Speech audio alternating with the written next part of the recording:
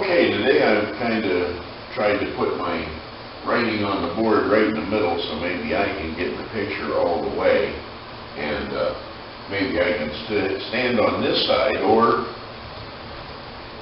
this side over here, so that I'm not standing on the same side all the time. So I'd be able to switch sides anytime I want to, and I guess I could do that as long as it doesn't get distracting. But since I am right-handed for the writing, I'd probably be best to do the writing over there on the other side, because here it's kind of hard to write on the board that way, so that's probably the reason I stand over here most of the time. But anyway, wanted to recap a few things in generalities that apply to win betting or all betting, exotics, winning, win, play, show, exacta, trifecta, whatever.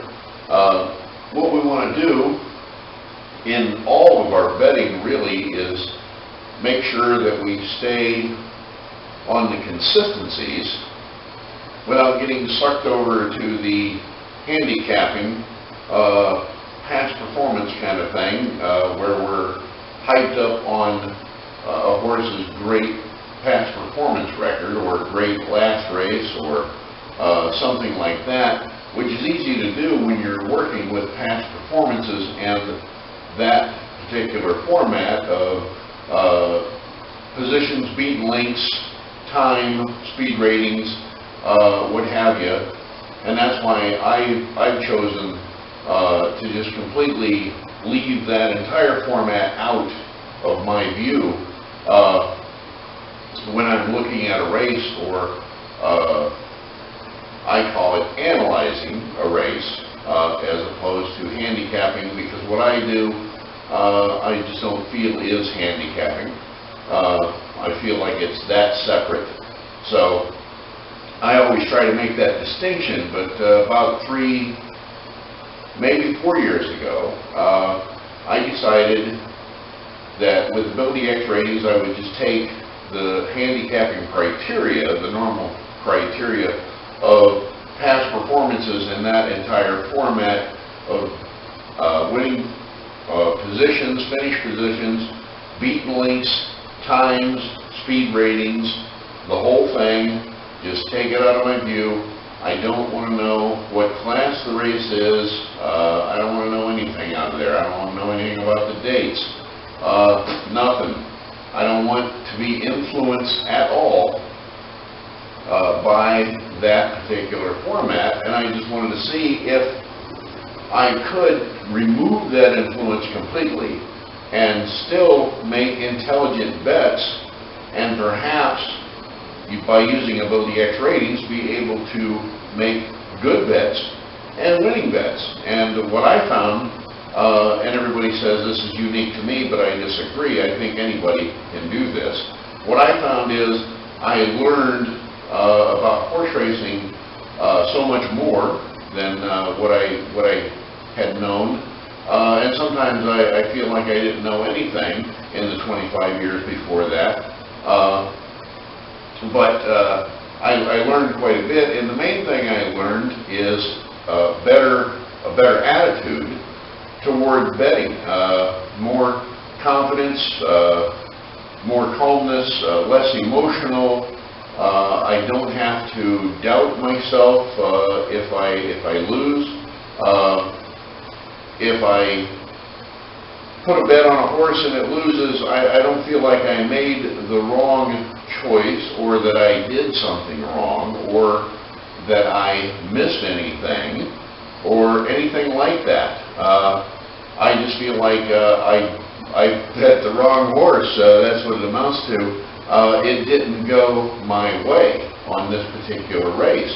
I understand going in that the race can go any of 3 or 4 different ways. Maybe basically we could say it can go 1 of 2 ways. But there are several ways, however you look at it, that the race can just go. And none of that's under your control. You don't have anything to do with it.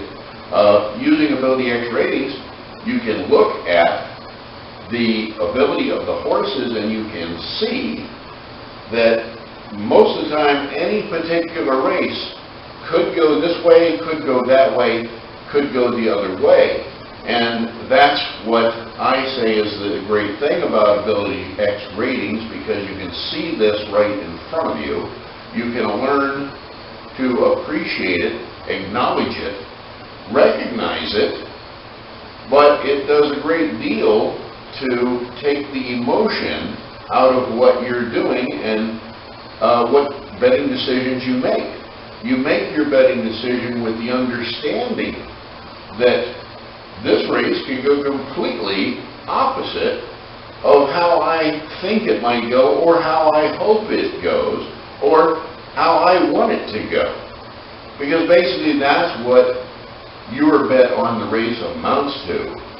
What you think, what you hope, what you're wanting, you know, those things describe better than I know who's going to win this race. You know, that's kind of tough to say. Every now and then, if you have enough experience and you know, you'll be that confident in a race that you can say, I know who's going to win this race. That's great. But for every race, every kind of race, every distance, over and over, consistently, 6, 7 out of 10 times, no. Typically, your bet reflects what you hope, want, or would like to see happen, but it's not definite. It's a horse race you're betting on. So when you recognize the fact that I'm making this bet, and I feel like it's a good bet according to the criteria that I have, I'm betting the consistencies, I'm betting at good odds, I can see my horse is in good condition, I see a good warm-up pre-race, I don't make my decisions too early.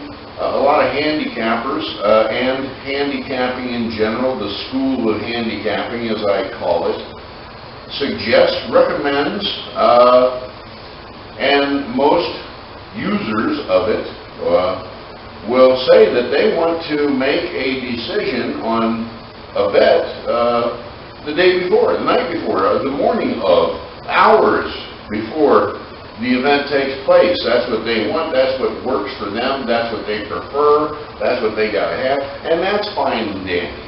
But you're making a betting decision with limited information is the reality and fact in that situation. All you have is the horse's record, and that past performance record in that format, finish positions, beaten lengths, times, speed ratings, pace scenarios, all of this is just past. I mean, past is the key to understanding this. That particular performance was last week, or 2 weeks ago, or 3 weeks ago, or 28 days ago, or last month. It may have been a year and a half ago. You know, with me, I'm not even looking at dates anymore. And in stopping looking at dates, I have found that they're pretty much insignificant. Either the horse is in good condition today, or he isn't. You know, I can just look out at the track in the post-parade and see, yeah, that horse is in good condition, or not.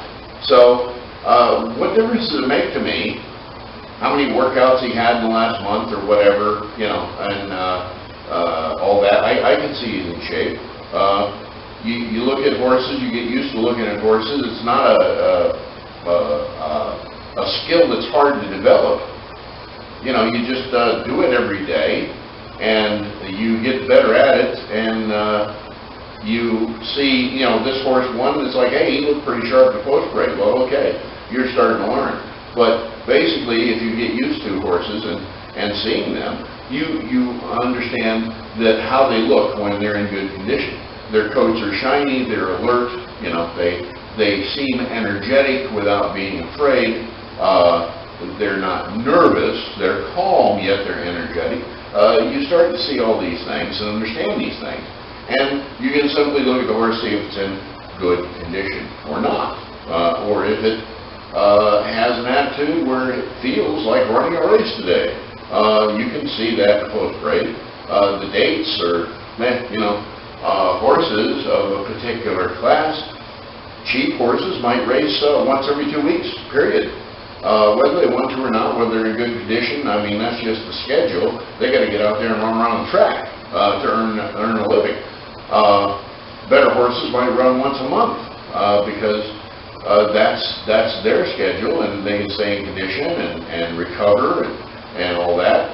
Some horses are individual, and they can race more frequently and recover and like that. But in condition, out of condition is fairly black and white. But anyway, the key to it all is that you got to remember that past performance, the operative word in that is past.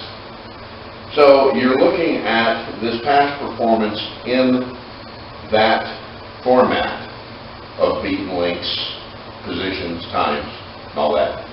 And it can kind of get, you can kind of get sucked in on a great race. 3 weeks ago, 23 days ago, somewhere in there, this horse ran a race, went wire to wire, ran away from the field by 7 lengths at the top of the stretch and finished 10 lengths ahead. It was fantastic. The time was great. Speed rating great. Oh man, who could possibly beat this horse? Well, maybe any of the horses that are racing against this horse today, if this horse is not in good condition, if this horse doesn't feel like racing, if this horse stumbles out of the gate, if this particular horse could be beaten right out of the gate. Who knows, really? I mean, you'd have to figure a horse would have to be of similar ability to have a good chance to beat this horse. But just the fact that it ran a really great race 3 weeks ago does not mean it's going to run a really great race today. Actually, in reality, it might be less likely that this horse is going to run a really great race today because it just ran a really great race 3 weeks ago. And how often does the average horse run a really great race? Every time it steps on the track? No. Maybe once every 4 or 5 times it steps on the track. So if it just ran a great race last time, chances are a little less it's going to run a great race today. The one that's more likely to run a great race today is the one that ran a mediocre race last time, a lousy race last time, a poor race, or not such a great race. That's the one that's more likely to improve, because everybody's going to be working on improving that horse's race in this last 3 weeks. 3 weeks ago, he ran a terrible race. It was ridiculous. He looked like a goat out there. He wasn't moving well, didn't have any energy. He got the 3/8 pole, and it's like he's dead. He got nothing left. Terrible.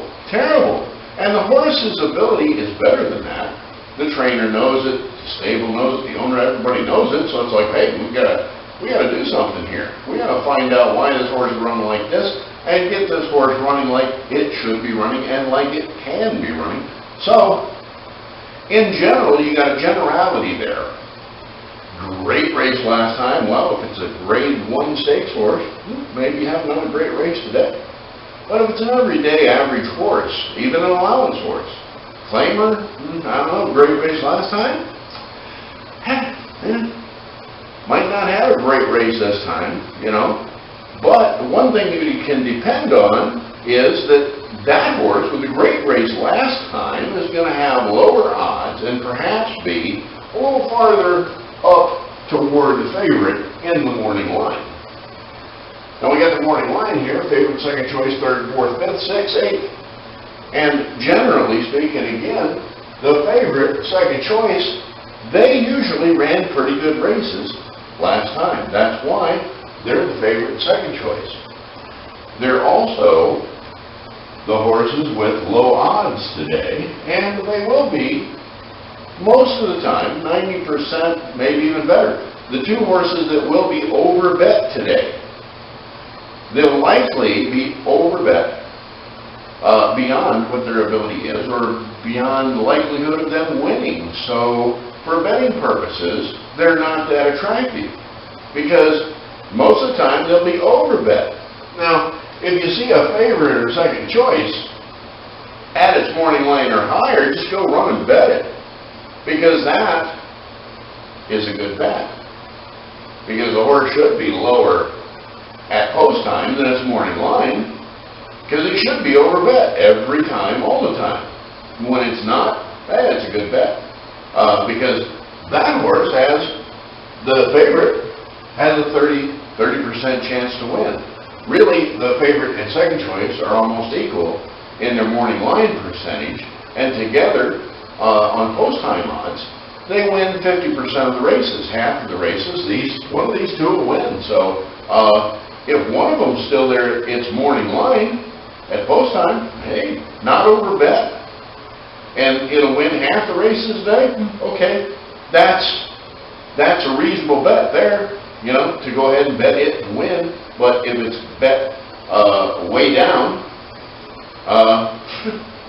it gets less and less attractive because it doesn't really, it figures according to past performances, but those performances again are past. So when you figure that the past performances are past, well, now it figures that this horse is only 50-50, one of those two. Well, they're 50-50. That's two of them. So, really, you have better betting opportunities on the rest of the morning line. All of these guys out here. Number 10, the 10th morning line is probably a better betting opportunity in general than the favorite second choice, because that one's always going to have high odds, always going to be underbet.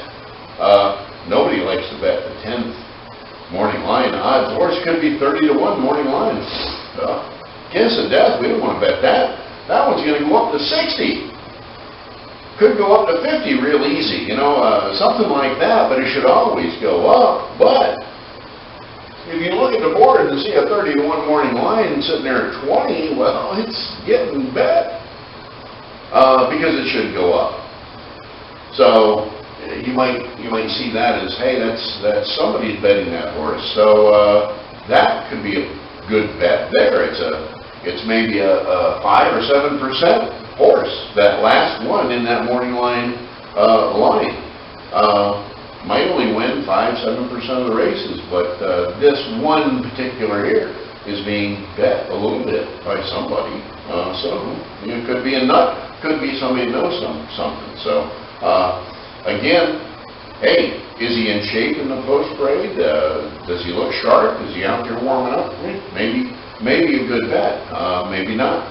But the general good bets consistently, if you want to look at the consistencies, are in here, the third choice, fourth choice, fifth, sixth, generally that group there. They'll win a third of the races. And these guys out here, they'll win a third of the races.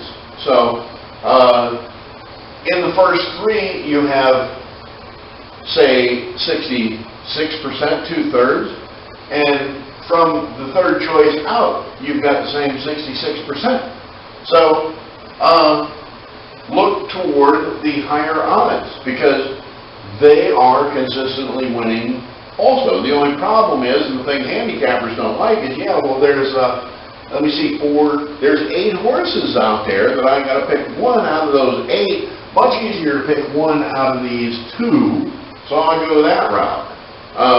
Why? It's like almost a buy there, even Steven deal. You've got 1 chance out of 2 or 1 chance out of 8, really. These will win half the races, and these will win half the races too. But the only thing that really separates them is that record. The record, very good record for these guys up on this side, and not such a good looking record for the guys down on this side. But when you look at it in the perspective of ability, it can look totally different. Or you can see that maybe all of these horses are very similar in ability. And maybe these two that are bet and over bet, good past performances last time, favorite second choice today. Oh man, fantastic races, guys, coming off of this favorite here. You know, he'll get bet down to 3 to 5 because of that great race last time. But still, on ability, you might be able to see that this fifth choice here has got a similar ability to the favorite. It's just that he hasn't run a great race last race.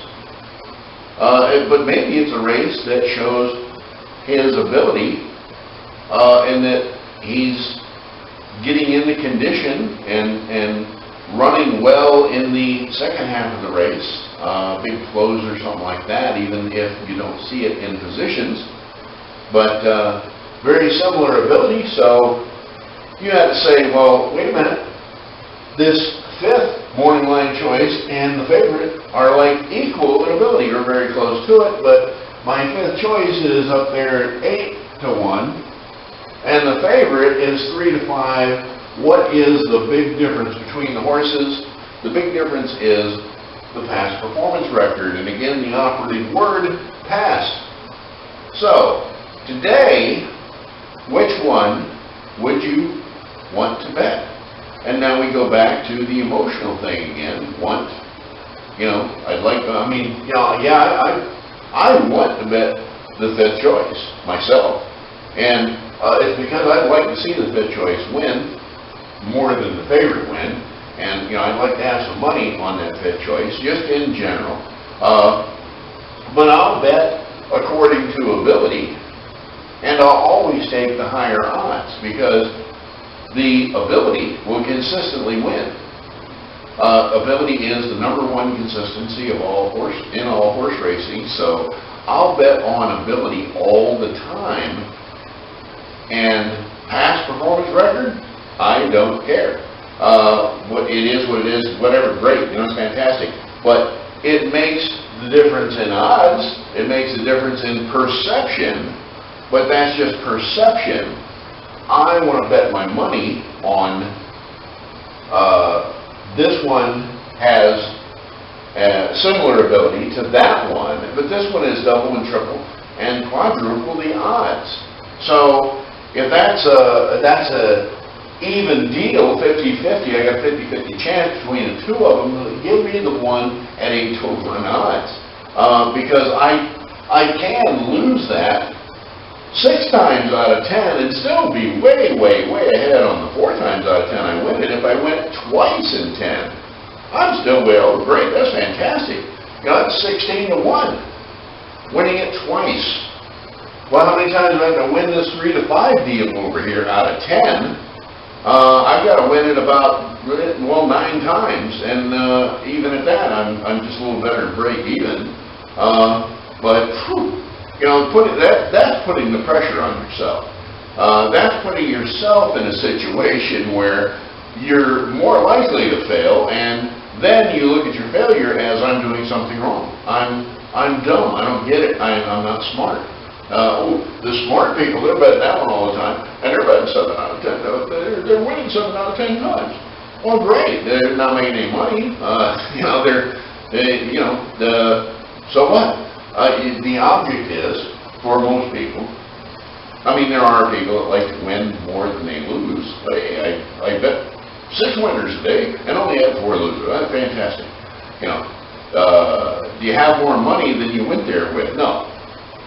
Actually, you know, I'm down $10 because I got a hot dog. You know, myself, I'd like to come out of there, come away from the horse races with a little more money than I got there with. That's what I like. That's what I enjoy. That's the fun for me. So, you know, your play and your betting strategy, you should be wrapped around what you like, what you enjoy, what you're there for, what are you after, you know, what satisfies you, what gives you pleasure, what's fun for you. So you should look at that also when you choose a strategy and say, hey, this fits me. It should be like clothes, you know. I mean, everybody's trying to have a good time at the horse races, and a good time can be had for all, but you want to take your strategy and wrap it around what is a good time for you, and what's fun for you, what you enjoy, what you like.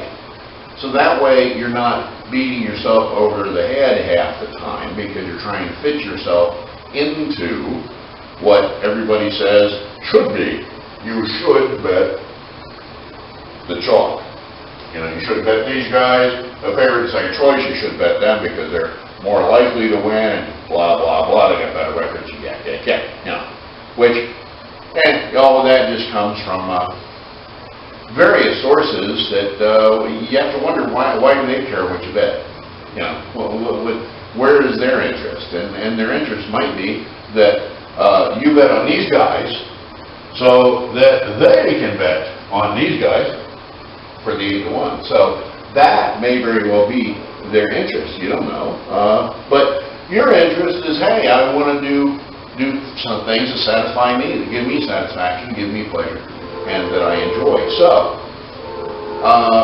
if you know what you enjoy, you know what you like, you know what you're after. Me, I'm after long shots. I'm after 8-to-1s. I'm after 10-to-1s. I have 40-to-1s.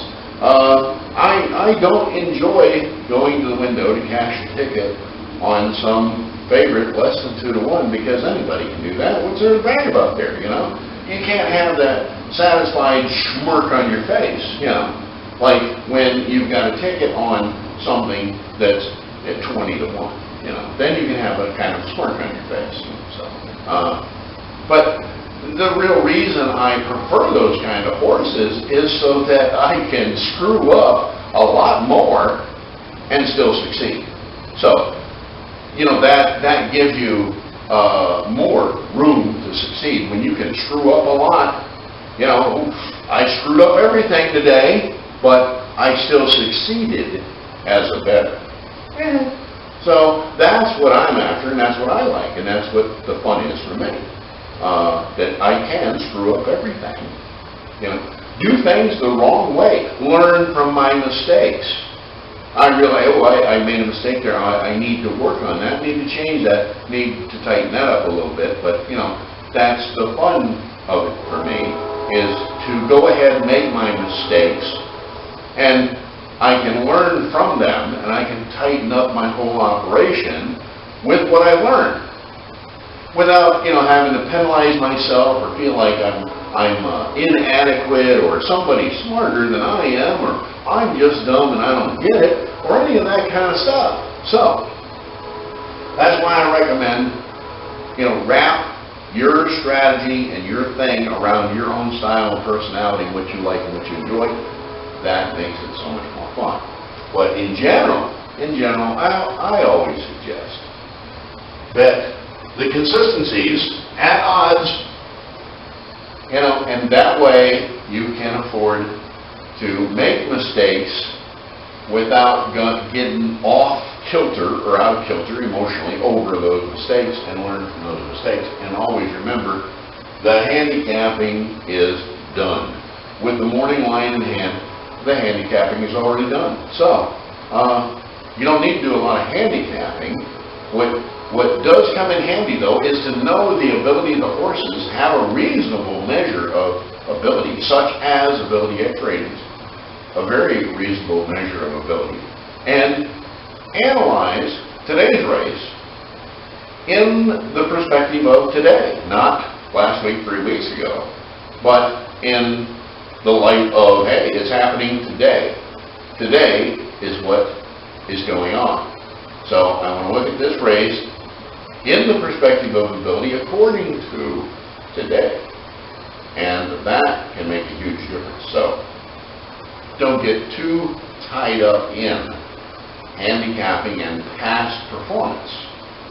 Try not to let it influence you so much, and try to take in as much of today's information as is useful and as you can, which some of the most useful information for today is ability X ratings and the post-parade, the warm-up, and what's going on pre-race in that 10 to 15 minutes. What's on the tote board, what the betting action is, who's betting what, who's doing what, and all that. Very valuable information. And all of that is pertinent to the race, that's going off in 5 or 6 minutes. Doesn't have, a lot to do with what happened 3 weeks ago, but, that was 3 weeks ago, today's today. So, get that going in your regimen, and I would think you're going to be a lot more successful, and you'll always be able to learn much more to be more successful as you go. So, that's the message for today. I hope you take it out there and apply it and see that it does get you farther down the road to where you want to go. And there's more coming, so don't turn off completely. Next week there'll be another episode, so I'll see you then. Thank you very much.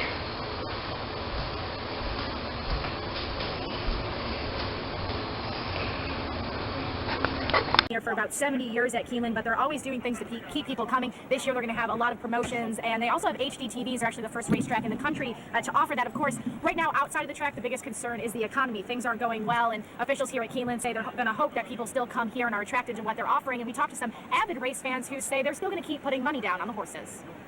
At least here's a place where you might be able to come and make. At least here's a place where you might be able to come and make a few dollars if you're out of work or need to do something to make some income. I mean, there's probably more opportunity at Keeneland than there is waiting for a phone call for a job. That is, of course, as long as you know what you're doing. And there are a lot of people from outside of Lexington coming here. We met a lot of people from across the country. Hear what they have to, of course, as long as you know what you're doing. And there are a lot of people from outside of Lexington coming here. We met a lot of people from across the country. Hear what they have to say about why they came up for opening day and what they think about Keeneland coming up at 12:30. For now, we're covering the news live in Lexington from the LEX 18 mobile newsroom. Back to you.